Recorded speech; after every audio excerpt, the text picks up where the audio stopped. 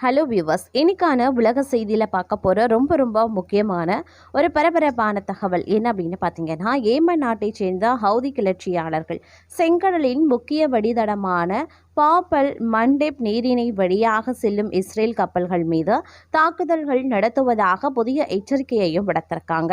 இது குறித்த முழுமையான தகவலோடு இன்னும் பரபரப்பான உலக செய்திகளை நீங்க தெரிந்த பலன் பெற வீடியோவை ஸ்கிப் பண்ணாம கடைசி வரைக்கும் பாருங்க.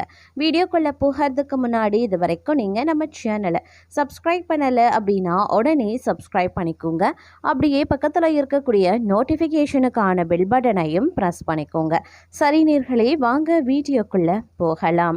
ஏமன் நாட்டைச் சேர்ந்த ஹவுதி கிளர்ச்சியாளர்கள் செங்கடலின் முக்கிய வழித்தடமான பாப்பல் மண்டேப் நீரிணை வழியாக செல்லும் இஸ்ரேல் கப்பல்கள் மீது தாக்குதல் நடத்துறதாக புதிய எச்சரிக்கை விடுத்திருக்காங்க. இந்த அறிவிப்பு மத்திய கிழக்கு பகுதியில் நிலவும் பதட்டத்தை மேலும் அதிகரிக்க செய்திருக்கிறது.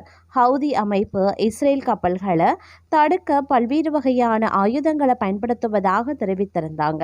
பாலிஸ்டிக் ஏவுகணைகள், ஹைபர்சோனிக் ஏவுகணைகள், கடல் சுரங்கங்கள் மற்றும் ட்ரோன் தாக்குதல்கள் உள்ளிட்ட பல யுத்திகளை அவர்கள் பயன்படுத்துவதாக கூறப்பட்டது. ஹவுதிகள் முன்னர் இஸ்ரேல் கப்பல்களை தாக்கி சிலவற்றை செங்கடல்ல மூழ்கடித்திருந்தாங்க. மேலும் இஸ்ரேலின் முக்கிய துறைமுகமான ஏலாத் துறைமுகத்தை மூட வைப்பதில் ஹவுதிகள் வெற்றி பெற்றிருந்தாங்க. இது இஸ்ரேலின் ஆசிய நாடுகளுடனான வர்த்தகத்தை பாதித்திருந்தது. ஹவுதி ராணுவ செய்தி தொடர்பாளர் இந்த முறை முற்றுகையாக இருக்கும் என்றும் இஸ்ரேல் கப்பல்கள் இந்த நீரிணை வழியாக செல்ல முயற்சித்தால் ஏவுகணை தாக்குதல்கள் நடத்தப்படும் என்றும் எச்சரித்திருந்தார்.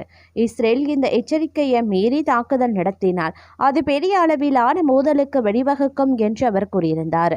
ஹவுதி அதிகாரி ஒருவர் இஸ்ரேல் ஏமன் மீது தாக்குதல் நடத்தினால் அது பெரிய அளவிலான போருக்கு வழிவகுக்கும் என்று தெரிவித்திருந்தார்.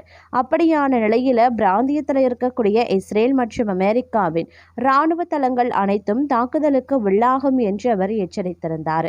இந்த அறிவிப்புகள் செங்கடல் வழியாக செல்லும் சர்வதேச வர்த்தகத்திற்கு புதிய அச்சுறுத்தலை ஏற்படுத்தியிருக்கின்றன. கடந்த காலங்களில் ஹவுதிகளின் தாக்குதல்களால் காரணம் பல கப்பல் நிறுவனங்கள் இந்த வழித்தடத்தை தவிர்த்து வந்திருக்கிறது. இந்த புதிய எச்சரிக்கை உலகளாவிய வர்த்தகத்தின் மேலும் இடையூறுகளை ஏற்படுத்தும் அபாயத்தை தற்போது மேலும் அதிகரிக்க செய்திருக்கிறது அப்படின்னு தான் சொல்லணும். அது மட்டும் இல்லாமல் ஈரான் மற்றும் இஸ்ரேல் நாடுகளுக்கு இடையே கடந்த சில நாட்களாக நிலவி வந்த போர் பதட்டம் தற்போது ஒரு முக்கிய திருப்பத்தை எட்டியிருக்கின்றன.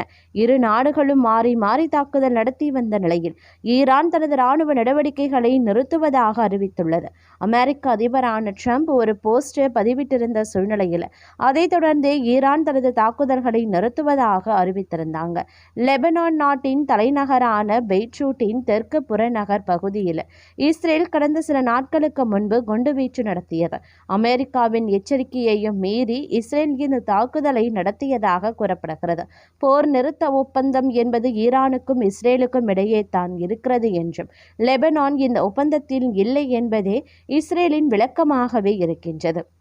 இருந்தாலும் இதற்கு பதிலடி கொடுக்கக்கூடிய வகையில் நேற்று ஞாயிற்றுக்கிழமை ஈரான் தனது ட்ரோன்களை இஸ்ரேலை நோக்கி ஏவியிருந்தாங்க. இதனைத் தொடர்ந்து இஸ்ரேலும் ஈரானை குறிவைத்து இலக்குகள் மீது தாக்குதலையும் நடத்தியிருந்தது. இன்று முழுக்க இரு நாடுகளும் ஒருவரை ஒருவர் தாக்கி வந்ததால் மத்திய கிழக்கில் மீண்டும் ஒரு முழு அளவிலான போர் வெடிக்கும் என்ற அச்சம் உலக நாடுகளிடையே ஏற்பட்டது.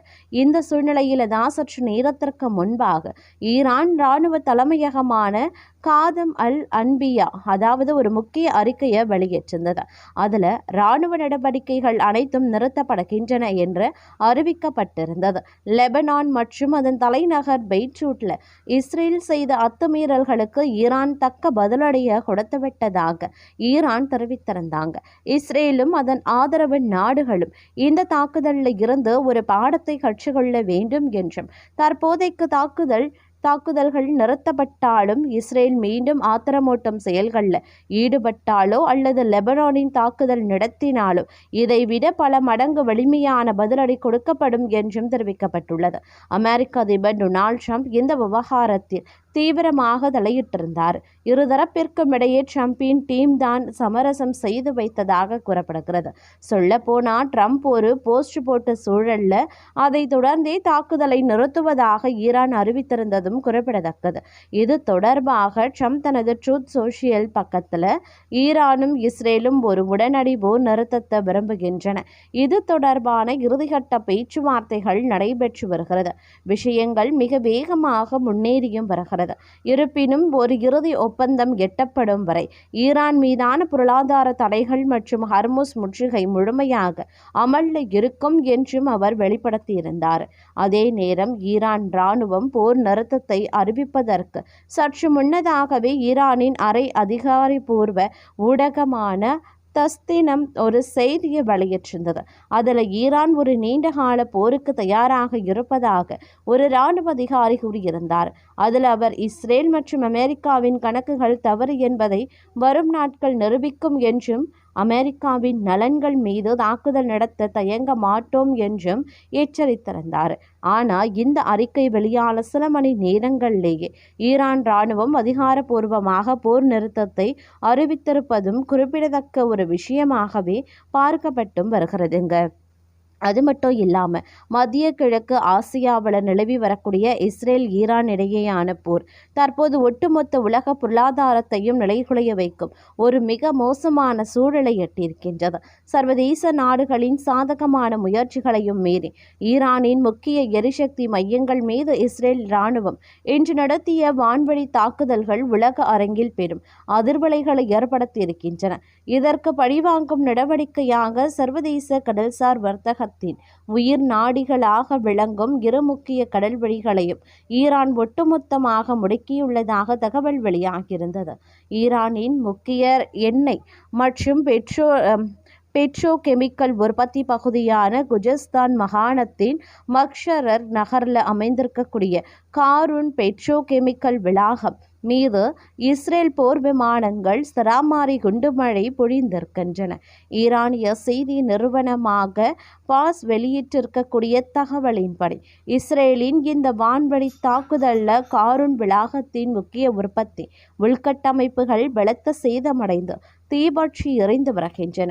மக்ஷஹார் பகுதியில் எழுந்த கரும்புகை மற்றும் தீப்பிழம்புகளின் வீடியோக்கள் சமூக வலைதளங்களில் வெளியாகி பொதுமக்களை பீதியடைய வைத்துள்ளன.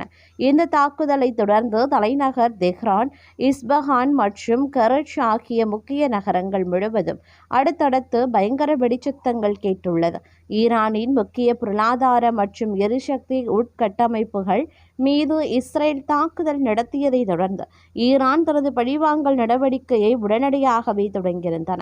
ஈரானிய நாடாளுமன்ற சபாநாயகர் கலிபாவுக்கு நெருக்கமான அரசு வட்டாரங்கள் விடுத்திருக்கக்கூடிய அதிரடி தகவல் படி சர்வதேச கச்சா எண்ணெய் போக்குவரத்தின் முக்கிய வழித்தடமான ஹர்முஸ் நீரிணை பகுதியை ஏற்கனவே மூடியிருந்த ஈரான் தற்போது செங்கடலின் நுழைவாயிலான பாபெல் மண்டெப் நீரிணை பகுதியையும் ஒட்டுமொத்தமாக முழுமையாக முடக்கியுள்ளது.